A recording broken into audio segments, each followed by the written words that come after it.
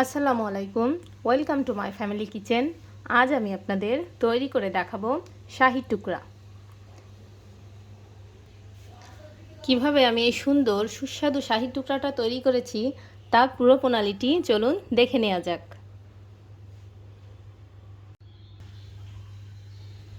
প্রথমে কয়েক টুকরো রুটি নিব। রুটিগুলো একটু বড় সাইজেরই নিব। নিয়ে এর চারপাশের এই যে কালো অংশগুলো কেটে নিলাম।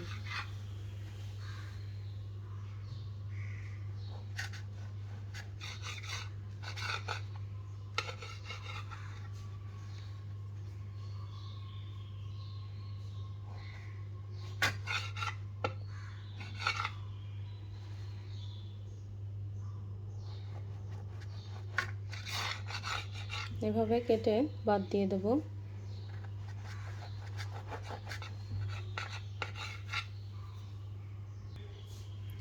এবার রুটিগুলোকে স্যান্ডউইচের শেপে কাটবো।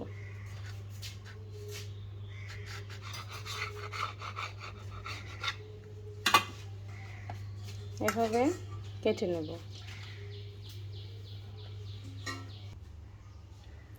এবার হাফ কাপ পরিমাণ চিনি দিলাম। তাতে 1 কাপ পরিমাণ পানি দিলাম। এখন এই চিনি আর পানিটা খুব ঘন করে একটা শিরা তৈরি করব। একটা চিনির শিরা তৈরি করব।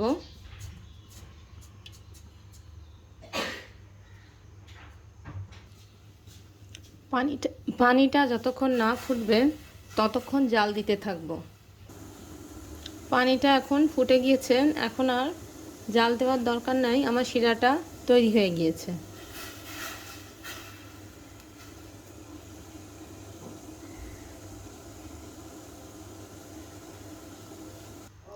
একটা প্যানে তেল দিয়ে তেলটা কিছুটা গরম হলে এতে আমি একটা 100 গ্রামের বাটার দিয়ে দিলাম।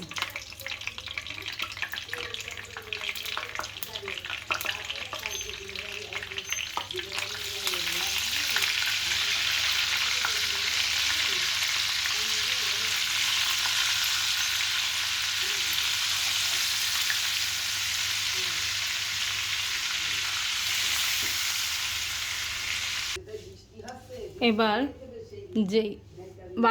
যে রুটিটা কেটে রেখেছিলাম, এখন এটাকে ভেজে নেব।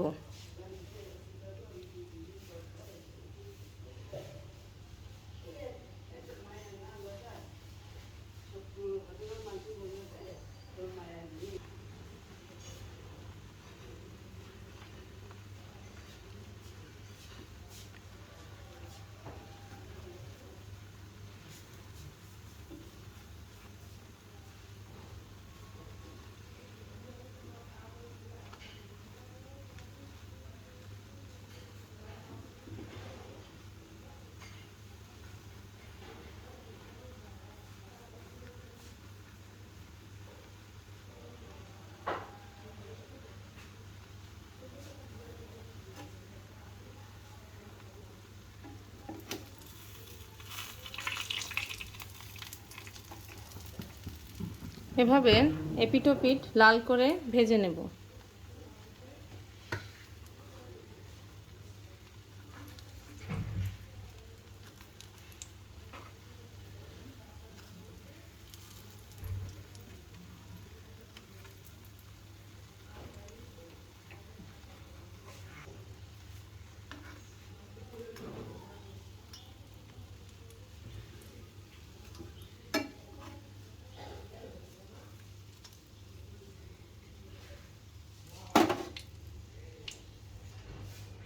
এবার ভেজে রাখা রুটিগুলোকে আমি যে চিনি শিরাটা করে রেখেছিলাম শিরার ভিতরে একটু চুবিয়ে নিলাম।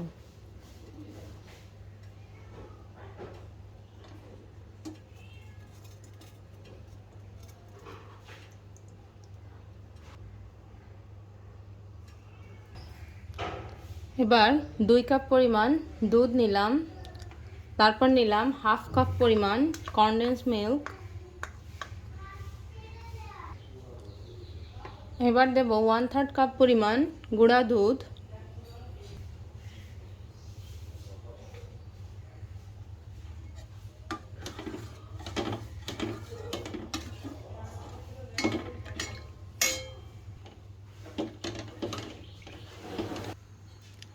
এবার এই দুধের মিশ্রণটাকে বেশ কিছুক্ষণ জাল দিয়ে একটু ঘন করব।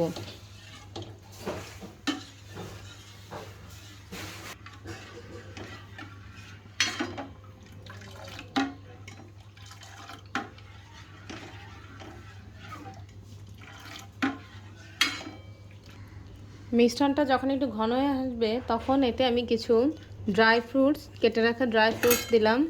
আপনারা চাইলে কেশরও দিতে পারেন, কালারটা খুব সুন্দর আসবে। এবার আমি দুধের মিশ্রণে দেব 1/3 কাপ পরিমাণ চিনি। যেহেতু আমার রুটিটা চিনি শিরায় দিয়েছি, তাই চিনিটা একটু কম দিলেই ভালো হবে।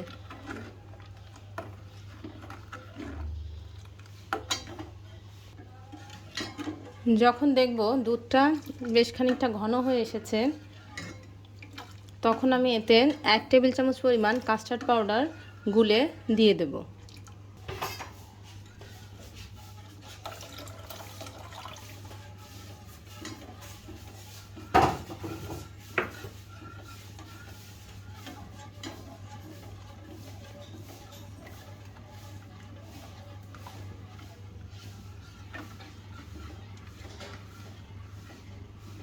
কাস্টার্ড পাউডার দেওয়ার পরে অনবরত নাড়তে হবে, না হলে এটা পাত্রের পাশে লেগে যাবে।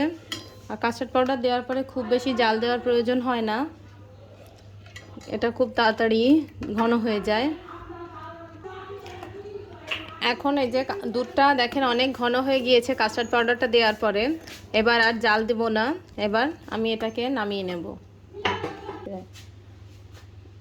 এবার ভেজে রাখা ওই যে রুটির টুকরার উপরে আমি এভাবে দুধের মিশ্রণটা দিয়ে দেব।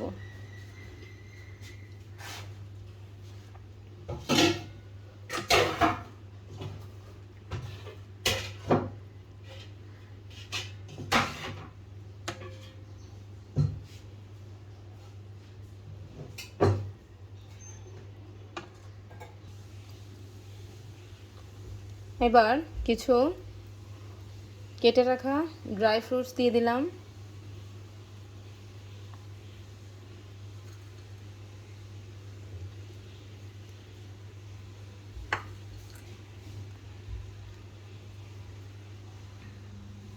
তৈরি হয়ে গেল আমার শাহী টুকরা। বাসায় অবশ্যই ট্রাই করবেন। ভালো লাগলে লাইক, শেয়ার এবং সাবস্ক্রাইব করতে ভুলে যাবেন না। আশা করছি খুবই ভালো লাগবে। ভালো থাকবেন। আল্লাহ হাফেজ।